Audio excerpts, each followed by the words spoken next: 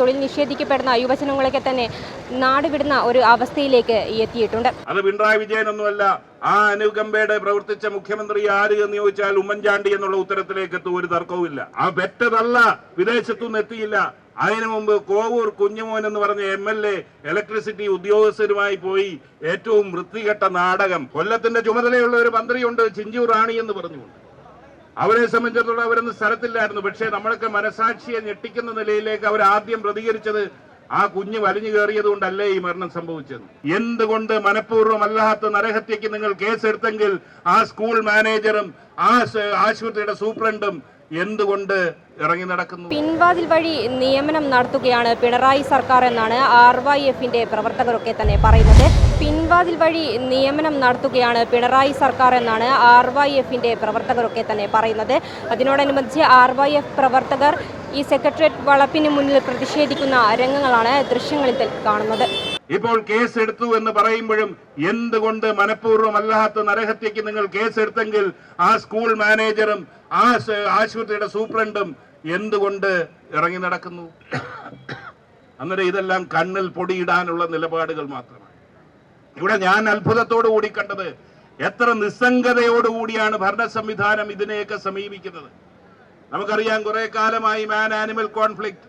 ഇന്നലെയും ഇന്നും വാർത്ത വരുന്നു, ഒരു മാസമായി ഒരു ആന വന്ന് ജനങ്ങൾ താമസിക്കുന്ന പ്രദേശത്ത് നിൽക്കുന്നു, സുഖമായിട്ട് അത് അവിടെ നിൽക്കുന്നു, ഒരു നടപടിയും ഉണ്ടാകുന്നില്ല. എത്രയോ ജീവനുകൾ നമുക്ക് നഷ്ടപ്പെട്ടു. വളരെ നിസ്സംഗതയോടുകൂടി വനം വകുപ്പ് മന്ത്രി നിയമസഭയിൽ ചോദിച്ചത്, ഞാൻ എന്തായാലും കുറ്റം ചെയ്തുകൊണ്ടാണോ ആനയും കടുവയും വരുന്നെന്നാണ് ചോദിച്ചു. ഞാൻ പറഞ്ഞു, അന്നേരം ആ നിസ്സംഗത അതിൽ തുടങ്ങി. വീണ ജോർജിനെ സംബന്ധിച്ചിടത്തോളം ഇവിടെ ഡോക്ടർ ഹാരിസ് മെഡിക്കൽ കോളേജുകളുടെ യഥാർത്ഥ അവസ്ഥ വെളിപ്പെടുത്തിയപ്പോൾ കമ്മ്യൂണിസ്റ്റുകാരനായ കമ്മ്യൂണിസ്റ്റ് അനുഭാവിയായ അദ്ദേഹം പുറത്തു പറഞ്ഞപ്പോൾ വീണ പറഞ്ഞു സിസ്റ്റം ഫെയിലിയറാണ്. കോട്ടയത്ത് ഈ മെഡിക്കൽ കോളേജിൽ ഈ ദുരന്തമുണ്ടായ ദിവസം പിണറായി വിജയൻ കോട്ടയത്തുണ്ട്. ഒരു സാമാന്യ മര്യാദ, ജനാധിപത്യം അനുശാസിക്കുന്ന സാമാന്യ മര്യാദ ആ ആശുപത്രി വന്നൊന്ന് ചെല്ലണ്ടായോ? ഒരു മുഖ്യമന്ത്രി ചെല്ലുന്നത് കൊടുക്കുന്ന സന്ദേശം എത്ര വലുതാണ്.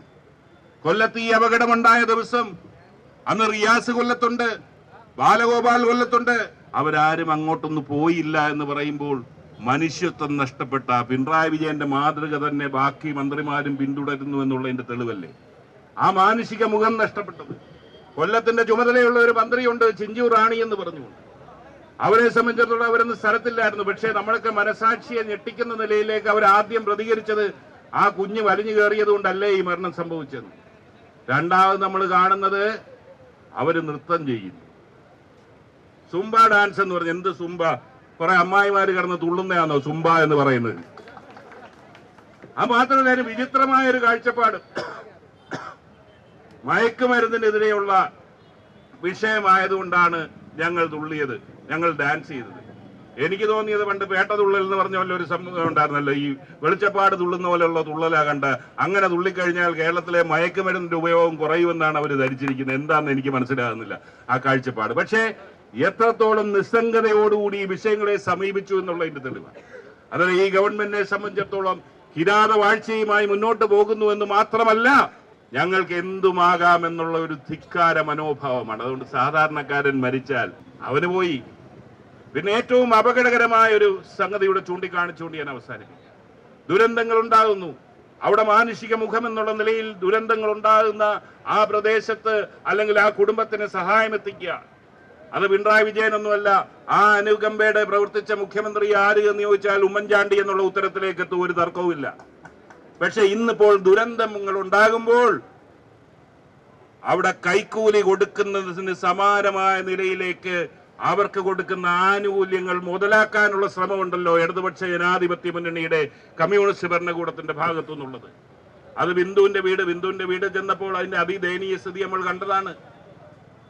അതിദരിദ്രരില്ലാത്ത സംസ്ഥാന ജില്ലയാണ് കോട്ടയം എന്നാണ് ഇവർ പ്രഖ്യാപിച്ചിരിക്കുന്നത്. അവിടെയാണ് ബിന്ദുവിനെ പോലുള്ളവർ ജീവിക്കേണ്ടി വരുന്നത്.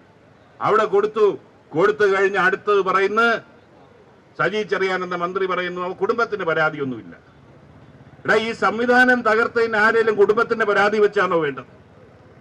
മിഥുൻ മരിച്ച് ആ പെറ്റതല്ല വിദേശത്തുനിന്ന് എത്തിയില്ല, അതിനു മുമ്പ് കോവൂർ കുഞ്ഞുമോൻ എന്ന് പറഞ്ഞ MLA ഇലക്ട്രിസിറ്റി ഉദ്യോഗസ്ഥരുമായി പോയി ഏറ്റവും വൃത്തികെട്ട നാടകം 5 ലക്ഷം രൂപ താൽക്കാലിക സഹായം ശിവൻകുട്ടിയെ പോലൊരു മന്ത്രി വിദ്യാർത്ഥി രാഷ്ട്രീയത്തിലൂടെ വന്ന ആള് പറയുന്നത് പോക്കറ്റ് മണി കൊടുത്തതാണ്. മിസ്റ്റർ ശിവൻകുട്ടി, നിങ്ങളുടെ മാനസികാവസ്ഥ എന്താണ്? നിങ്ങൾ പോക്കറ്റ് മണി കൊടുക്കാൻ നിങ്ങൾ ആരാണ്? അത് ഫോട്ടോസ്റ്റാർ അല്ലെങ്കിൽ ഇത് ചെയ്ത് ഫോട്ടോ എടുത്തുകൊണ്ട് സോഷ്യൽ മീഡിയയിൽ പ്രചരിപ്പിക്കുന്ന നിലയിലേക്ക് ഇടതുപക്ഷ രാഷ്ട്രീയം തകർന്നുകൊണ്ടിരിക്കുമ്പോൾ അതിനെ മോചിപ്പിക്കാനുള്ള ഉത്തരവാദിത്വം സർ CPയുടെ അനുയായികളായിട്ടുള്ള RSPക്കാരും RSPയിൽ വിശ്വാസം അർപ്പിച്ച യുവജനതയായ RYFലും നിക്ഷിപ്തമാണ് എന്ന് തന്നെയാണ് ഞാൻ വിശ്വസിക്കുന്നത്. ഇങ്ങനെ ഇന്നത്തെ ഒരു സാഹചര്യത്തിൽ ഇതുപോലൊരു പ്രതീകാത്മകമായ പ്രക്ഷോഭത്തിൽ ഏർപ്പെട്ട RYFന്റെ സംസ്ഥാന കമ്മിറ്റിയെ അഭിവാദ്യം ചെയ്യുന്നു. പാവപ്പെട്ടവന്റെ ഖജനാവ് കൊള്ളയടിക്കുന്ന നിലപാടാണ് പിണറായി സർക്കാർ സ്വീകരിക്കുന്നത്. അതുകൊണ്ട് തന്നെ തൊഴിൽ നിഷേധിക്കപ്പെടുന്ന യുവജനങ്ങളൊക്കെ തന്നെ നാടുവിടുന്ന ഒരു അവസ്ഥയിലേക്ക് എത്തിയിട്ടുണ്ട്. ക്യാമറമാൻ അനിൽകുമാറിനൊപ്പം അനശ്വര MP, വിസ്മയ ന്യൂസ്, തിരുവനന്തപുരം.